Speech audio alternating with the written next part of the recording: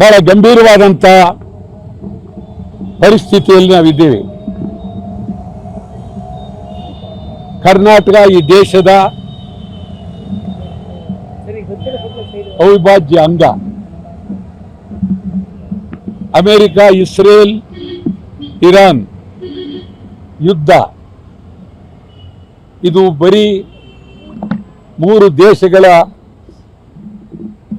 ಯುದ್ಧದ ಪರಿಣಾಮ ಆದರೂ ಇದರಿಂದ ಇಡೀ ಪ್ರಪಂಚಕ್ಕೆ ಯುದ್ಧದ ಭೀತಿ ಆವರಿಸಿದೆ. ಪ್ರಪಂಚದ ಎಲ್ಲ ಮೂಲೆಗಳಿಗೂ ಒಂದಲ್ಲ ಒಂದು ರೀತಿಯಲ್ಲಿ ಇದು ಅತ್ಯಂತ ನೋವಿನ ಪ್ರಸಂಗ ಆಗಿದೆ. ಇಸ್ರೇಲ್ ಇರಾನ್ನಲ್ಲಿ ಸತ್ತಿರುವ ಜನ ಲೆಕ್ಕವಿಲ್ಲದಷ್ಟು.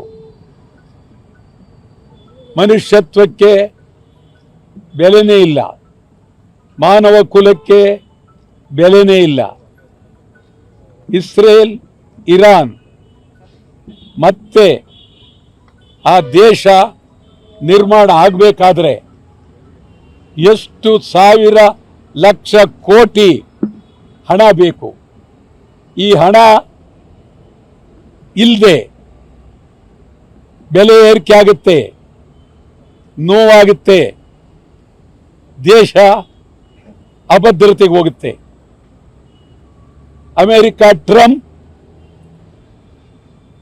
ದುಡುಕಿದ್ದಾರೆ, ಗಂಭೀರವಾಗಿ ಚಿಂತನೆ ಮಾಡಬೇಕಾಗಿತ್ತು. ಇರಾನ್ ಮೇಲೆ ಇಸ್ರೇಲ್ ದಾಳಿ ಮಾಡಿ ಇರಾನ್ ಅಧ್ಯಕ್ಷರನ್ನ ಕೊಂದಾಕಿದ್ದಾರೆ ಮತ್ತು ಇರಾನ್ನ ಅನೇಕ ಪ್ರಮುಖ ನಾಯಕರುಗಳನ್ನು ಕೊಂದಾಕಿದ್ದಾರೆ. ಅದೇ ರೀತಿ ಇಸ್ರೇಲ್ನಲ್ಲೂ ಪ್ರಮುಖರು ಸತ್ತಿದ್ದಾರೆ ಮತ್ತು ಅಮೆರಿಕದ ಪ್ರಜೆಗಳು ಸತ್ತಿದ್ದಾರೆ, ಸೈನಿಕರು ಸತ್ತಿದ್ದಾರೆ. ಇವತ್ತಿನ ಪರಿಸ್ಥಿತಿಯಲ್ಲಿ ಯುದ್ಧ ಯಾರಿಗೂ ಬೇಕಾಗಿಲ್ಲ.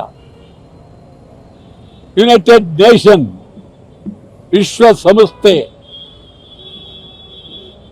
ಬಾಯಿ ಮುಚ್ಚಿಕೊಂಡು ಕೂತಿರ್ತಕ್ಕಂಥದ್ದು ಸರಿಯಲ್ಲ. ವಿಶ್ವಸಂಸ್ಥೆ ಈಗ ಬೀದಿಗೆ ಬರಬೇಕು, ಯುದ್ಧ ನಿಲ್ಲಿಸೋದಕ್ಕೆ ಪ್ರಾಮಾಣಿಕ ಪ್ರಯತ್ನ ಮಾಡಬೇಕು. ಪ್ರಪಂಚ ಮಾನವ ಹಕ್ಕುಗಳ ಆಯೋಗ